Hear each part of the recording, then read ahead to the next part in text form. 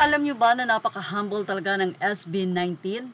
Dahil kamakailan lamang ay napareact ang isa sa magaling na singer ng SB19 na si Pablo.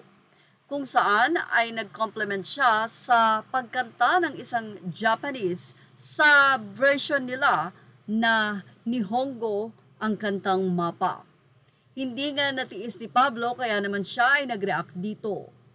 Anyway, bago natin ibahagi ko ano nga ba ang naging say ni Pablo sa nasabi nga pong version ng Japanese ng Mapa, makikitang napakagaling din namang singer ang Nihonjin na kumanta ng Mapa sa Nihongo version. Well, say ni Pablo, "Thank you for this. This is beautiful. I hope your parents hear your message as well." Isa nga ang SB19 sa sinasabi na kahit sikat na ay napaka-humble. Actually, ayon nga sa kanila, ang SB19 habang sumisikat, lalong nagiging humble.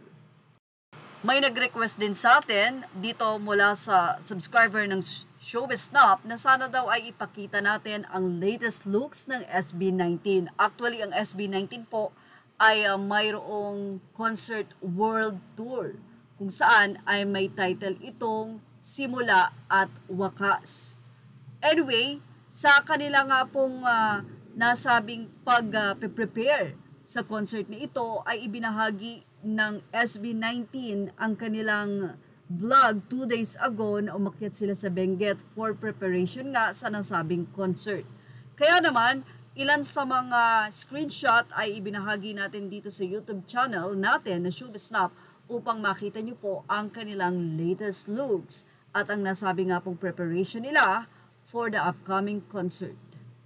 Narito ang ilang screenshots photo ng SB19 na sila Stel, Pablo, Joss, Ken, and Justin.